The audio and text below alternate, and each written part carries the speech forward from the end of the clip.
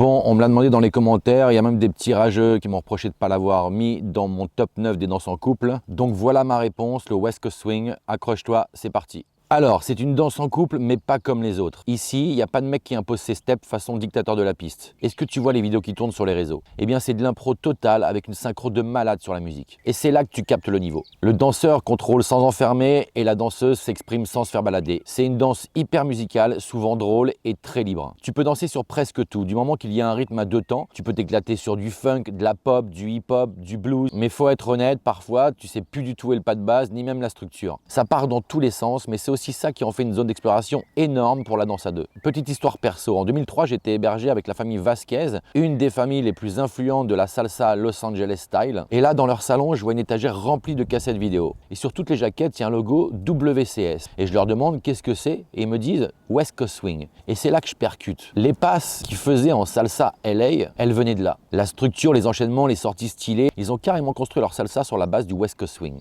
Le seul souci, c'est trouver une soirée West Coast qui claque, et ça c'est très rare.